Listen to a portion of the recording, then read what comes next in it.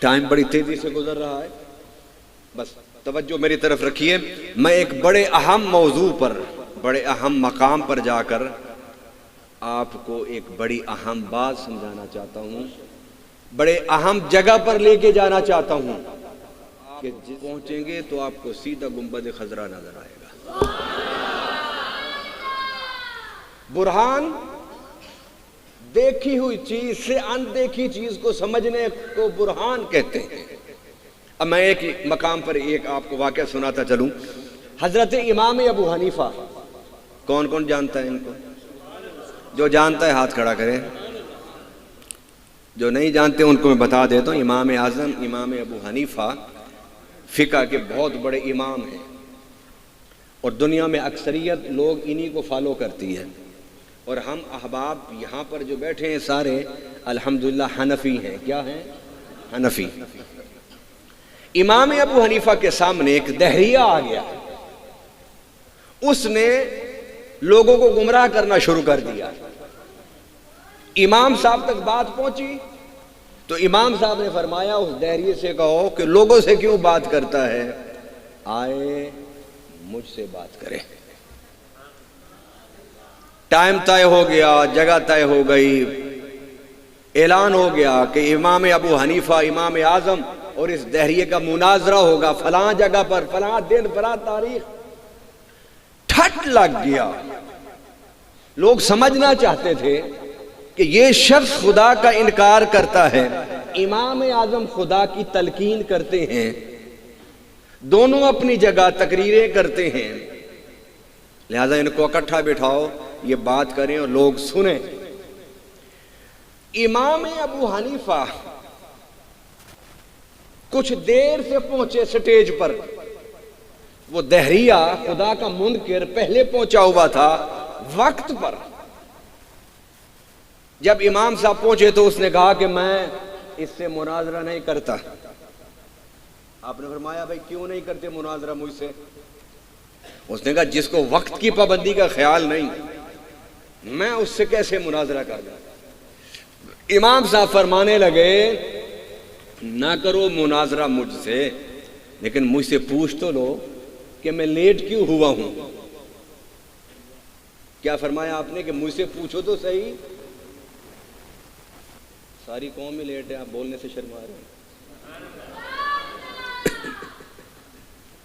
ولور station پر میں کھڑا تھا اور میں نے تیز گام سے ملتان جانا تھا پورے ٹائم پر. مجھے سمجھ نہیں آ رہی تھی کہ یہ پاکستان کی ٹرین ہو اور وقت پر آ جائے تو یہ تو کیا مت. خیر میں بیٹھ گیا تو میں نے اندر بیٹھ کے کہا، میں نے کہا یار کمال ہو گئی ہے، پاکستان ریلوے بڑی ترقی کر رہا ہے. سب سے پہلی چیز تو وقت پر پابندی ہے، یہ وقت پر آئی ہے تیز گام. انہوں نے کہا حضرت اس نے کل 1:30 بجے آنا تھا.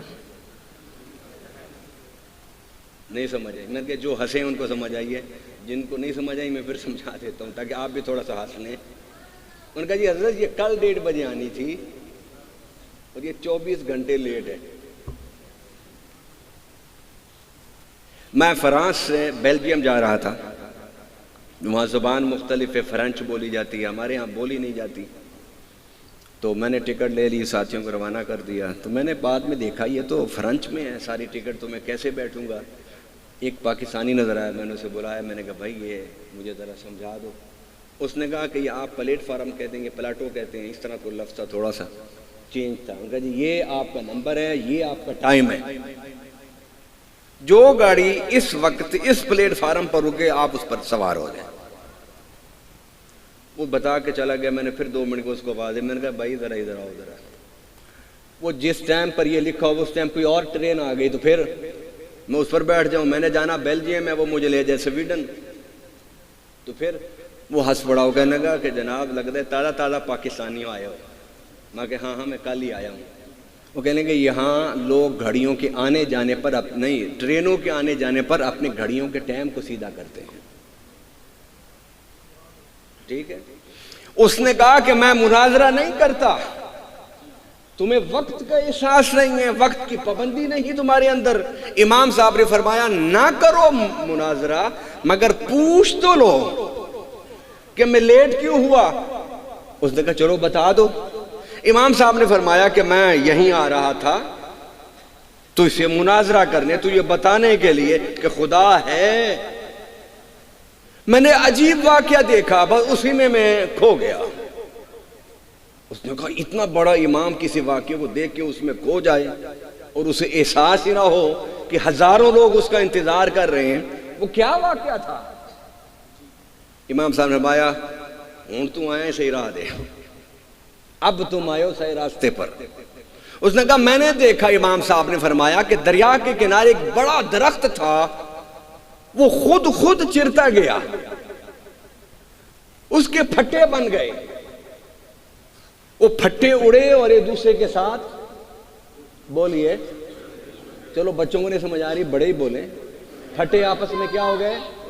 جڑ گئے، وہ کشتی بن گئی، اس کو میخیں لگ گئیں، وہ کشتی پھر خود چلی، دریا میں چلی گئی، پھر سواریوں پر بیٹھتی تھی، کشتی بغیر بلّہ کے چلتی جاتی تھی، آتی رہی ہے، جا رہی ہے، آ رہی ہے، جا رہی ہے، سواریاں اٹھا رہی ہے، سواریاں اتار رہی ہے۔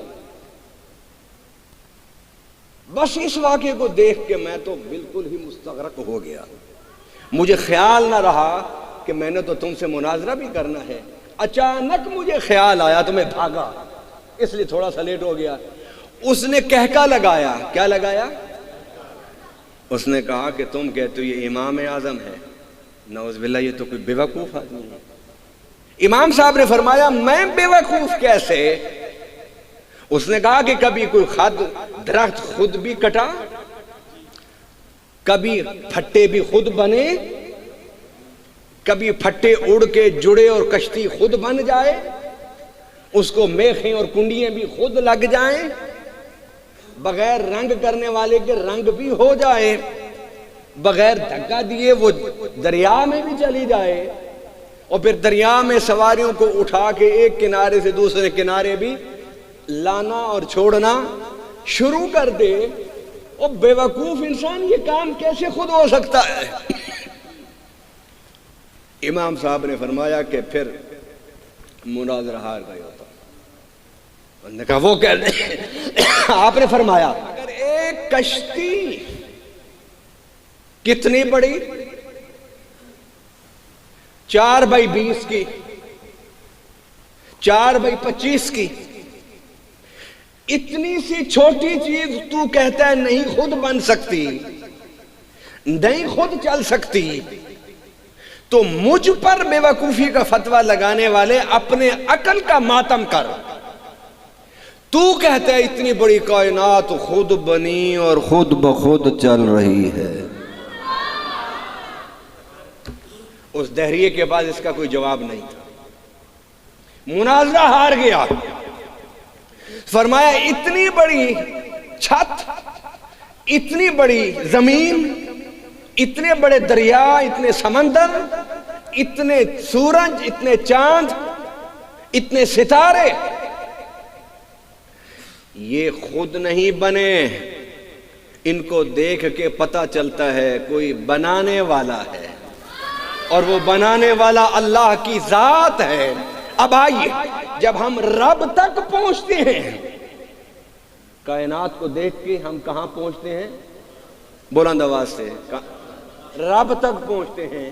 جب ہم رب تک پہنچے تو رب کیا کہتا ہے؟ رب کیا کہتا ہے؟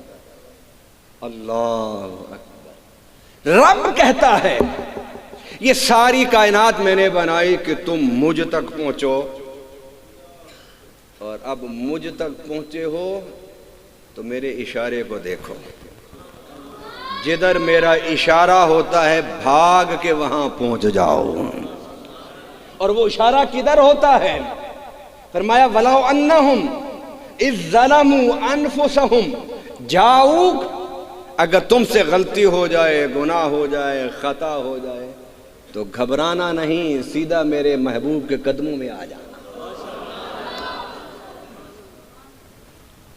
یعنی کل کائنات اس کو دیکھیں تو رب تک پہنچیں، اور رب تک جب پہنچتے ہیں تو رب ہمیں پہنچاتا ہے در مصطفیٰ پر۔ حضور کے در پر پہنچاتا ہے. فرمایا برہان، اے میرے پیارے حبیب میں نے تمہیں برہان بنا کے بھیجا ہے. لوگ مجھے کائنات کو دیکھ کے مجھے پہچانیں گے. اور پھر میں ایک جملہ بولنے والا ہوں، جو درد والے ہیں، علم والے ہیں، سمجھ والے ہیں، وہ میرے اس جملے کو یاد کر کے یہاں سے جائیں گے. اس کائنات کو دیکھ کر رب کی معرفت ہوئی. جب رب تک پہنچے تو کہا اللہ تیری معرفت تو ہو گئی، تو یہ دیکھیں کیسے؟ فرمایا آؤ میں نے مدینہ میں آئینہ مصطفیٰ لگا دیا ہے، اس کو سامنے آتے جاؤ اور مجھے دیکھتے جاؤ. حدیث ہے، فرمایا من رآنی فی المنام فسیرانی فی الیقظہ. میں جو ترجمہ کر رہا ہوں آپ آمین کہہ دیں، ترجمہ سن کے آمین کہیے. فرمایا کہ جو مجھے خواب میں دیکھے گا مرنے سے پہلے وہ مجھے بیداری میں دیکھے گا پھر مرے گا. من رآنی فقد رأى الحق، جس نے مجھے دیکھا اس نے اللہ کو دیکھا. اب رب کے پیارے حبیب کہہ رہے ہیں اس ساری کائنات کو دیکھا تو خدا کی معرفت ہوئی، اور جب خدا کی معرفت ہوئی تو تمنا پیدا ہوئی کہ خدا کو دیکھیں. فرمایا چلے آؤ رخ مصطفیٰ کو دیکھ لو. جو اس رخ کو دیکھ لے سمجھ لے اس نے خدا کو دیکھ لیا. یا ایھا الناس قد جاءکم برہان من ربکم، اے لوگو تمہارے پاس آ گئی ہے برہان تمہارے رب کی طرف سے. وَأَنزَلْنَا إِلَيْكُمْ نُورًا مُبِينًا، اور ہم نے اتار دیا تمہاری طرف نور مبین کو. اب اس پر علماء کرام ایک بڑا عام سا نقطہ مطلب یہ ہے کہ نقطہ تو بڑا اہم ہے، لیکن عام سا نقطہ یہ کہ ہر عام بندہ اسے سمجھ سکتا ہے. پہلے نبیوں کو اللہ نے اپنی ذات کی معرفت کی دلیل کہا، لیکن حضور کو کیا کہا؟ برہان. دلیل و برہان میں کیا فرق ہوتا ہے؟ ارے انبیاء کو دلیل کہا اس لیے کہ انہیں چند معجزات عطا فرمائے تھے. حضرت موسیٰ علیہ السلام کے بارے میں اللہ کہتے ہیں وَلَقَدْ آتَيْنَا مُوسَىٰ 9 آیات بینات، کہ ہم نے حضرت موسیٰ علیہ السلام کو 9 معجزے عطا فرمائے. سب سے زیادہ معجزے اللہ تعالیٰ نے حضرت موسیٰ کو عطا فرمائے. اس کے بعد کم معجزے حضرت عیسیٰ علیہ السلام کو. اور پھر فرمایا کہ ہم نے کوئی نبی کوئی رسول بغیر معجزات کے نہیں بھیجا. ہم نے ہر نبی کو معجزات دیے، ہر نبی کو معجزات دیے، ہر نبی کو معجزات دیے، اور معجزات دے کے بھیجا کم سے کم 1 اور زیادہ سے زیادہ 9. حضرت داؤد علیہ السلام کا کیا معجزہ تھا؟ وَعُلِّمْنَا مَنطِقَ الطَّيْرِ. حضرت داؤد علیہ السلام، سلیمان علیہ السلام پرندوں کی بولیاں سنتے، اور یہ ان کا معجزہ تھا. اور سنتے کہاں سے تھے؟ قریب سے. فضا میں تخت جا رہا ہے فَتَبَسَّمَ ضَاحِكًا مِّن قَوْلِهَا، نبی ہنس پڑا. کہا کیوں ہنستے ہو؟ کہا کہ وہ جو زمین پر چونٹی نہیں رینگ رہی وہ کہہ رہی ہے یا ایھا النمل ادخلوا مساکنکم لا یحطمنکم سلیمان وجنودہ وہم لا یشعرون.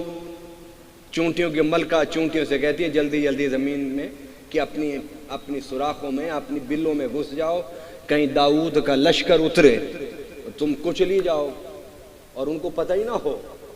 اللہ اکبر. میں زیادہ گہرائی میں نہیں جانا چاہتا، پتہ نہ ہو. ہزاروں فٹ کی بلندی پر داؤد جا رہے ہیں اور ہزاروں فٹ نیچے چونٹی رینگ رہی ہے، بول رہی ہے. وہ پیغمبر سمجھ بھی رہے ہیں اور سن بھی رہے ہیں. آج سائنس نے کتنی ترقی کی ہے. مجھے بتائیے کسی سائنسدان نے یہ دعویٰ کیا ہو کہ میں تمہیں چونٹی کی بات ریکارڈ کر کے سنا سکتا ہوں؟ کوئی نہیں. سائنس آج بھی عاجز ہے کہ وہ چونٹی کی بات کو سن سکے اور سمجھ سکے. قربان جاؤں اللہ کے پیغمبروں کی عظمت پر کہ وہ ہزاروں فٹ کی بلندی پر اس چونٹی کی بات کو سن بھی رہے ہیں اور سمجھ بھی رہے ہیں اور ہنس بھی رہے ہیں. ہر نبی کو معجزہ دیا.